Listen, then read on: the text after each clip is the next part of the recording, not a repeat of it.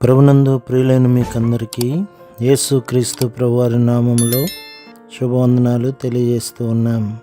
దైవజనులు బ్రదర్ భక్త సింగ్ గారి పరిచర్యలో నుండి అలసిన వాణిని ఊరడించు మాటలు. మార్చి 30. వాని పని ఎట్టిదో దానిని అగ్నియే పరీక్షించును. కొరింథీయులకు రాసిన మొదటి పత్రిక 3వ అధ్యాయం 13వ వచనం. మన పని పరీక్షించబడును. దేవుని సేవకులముగా మనము ఆత్మలో ఎట్లు ప్రయాసపడవలనో ఎరిగి ఉండవలెను. మనము శరీరానుసారముగా చేసినదంతయు కాల్చివేయబడును. మన మహిమ కొరకు చేసినదంతయు కాల్చివేయబడును. మనము ఏమి చేసినను అది లేఖనానుసారము కాని ఎడల కాల్చివేయబడును.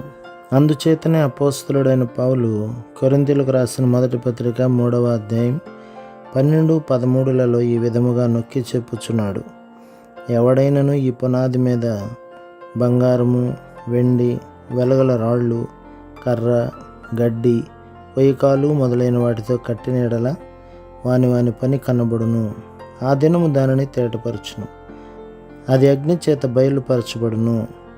మరియు వాని పని ఎట్టిదో దానిని అగ్నియే పరీక్షించును. హెబ్రీ పత్రిక 12వ అధ్యాయం 27-28లలో కూడా అదే తలంపు కనబడుచున్నది. బొత్తిగా తీసివేయబడును మరియు చెల్లింప చేయబడును అని దేవుడు పండ్ల చెట్టును గురించి చెప్పినట్లు చెప్పుచున్నాడు. దేవుడు ప్రతిదానిని చెల్లింప చేయును. ఆకాశములు, నక్షత్రములు కూడా తొలగించి వేయబడును. ఆయన ఎందుచేత ఆకాశములను కదిలించవలెను, చెల్లింప చేయవలెను? ఎందుచేతననగా చెల్లింపబడని, మార్పులేని, నిరంతరము నిలుచు శాశ్వత రాజ్యమును ఆయన కలుగ చేయగోరుచున్నాడు. గతించిన కాలంలో ఎన్నో గొప్ప రాజ్యములు ఉన్నవి, ఎంతోమంది గొప్ప రాజులు ఉండిరి. అయితే ఇప్పుడు అవన్నీ మాయమై గతించిపోయినవి. ప్రభువైన యేసుక్రీస్తు చెల్లింప చేయబడిన సుస్థిర రాజ్యమును స్థాపించనై ఉన్నాడు. అదేవిధముగా దేవుడు మన పనిని కూడా పరీక్షించనై ఉన్నాడు. ఏదైతే నిత్యత్వమునకు తగినది కాదో అదంతయు తృణీకరించబడును. ఏదైతే దేవుని ఇంటికి సంబంధించినది కాదో అది తీవ్రముగా చెల్లింప చేయబడి తొలగించబడును.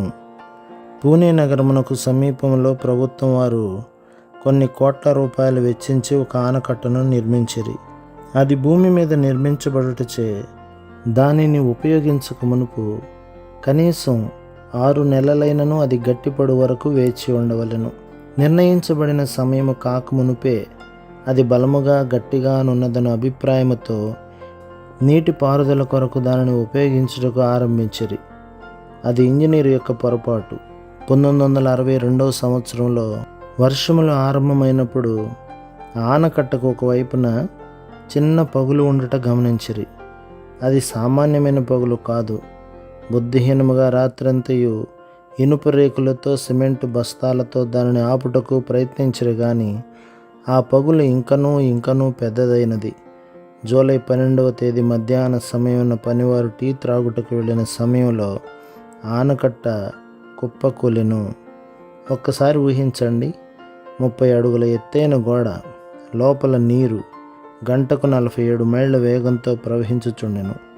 బరువైన రాతి స్తంభములు గడ్డివలే కొట్టుకొని పోయినవి.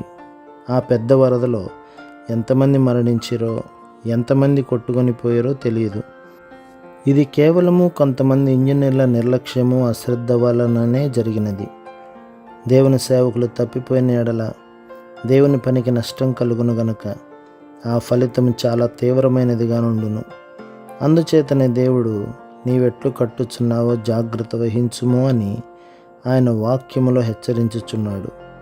మనము రక్షించబడిన ఆత్మల విషయమై బాధ్యత వహించకుండా కేవలము సువార్త చెప్పుకొనుచూ పోలేము.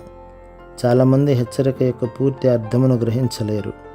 దేవుని వాక్యమును బోధించు ప్రసంగికులు, బోధకులు అర్థం చేసుకొని హెచ్చరిక తీసుకొనవలెను. మనము దేనికైనా సిద్ధముగా ఉండవలెను. ప్రకటన గ్రంథం 12వ అధ్యాయం 12లో అపవాది తనకు సమయము కొంచెమేనని తెలుసుకొని బహు క్రోధము గలవాడై మీ యొద్దకు దిగివచ్చి ఉన్నాడు అని లేఖనములు మనలను హెచ్చరించుచున్నవి. ఆయన పని నిర్మించబడుటకు గల దేవుని ప్రణాళికను ఎరిగి ఉండుటలో మనమెంత జాగ్రత్త వహించవలెను గదా. ప్రభు మిమ్మును, మీ కుటుంబమును, మీ సంఘములను దీవించి ఆశీర్వదించునుగాక. ఆమెన్.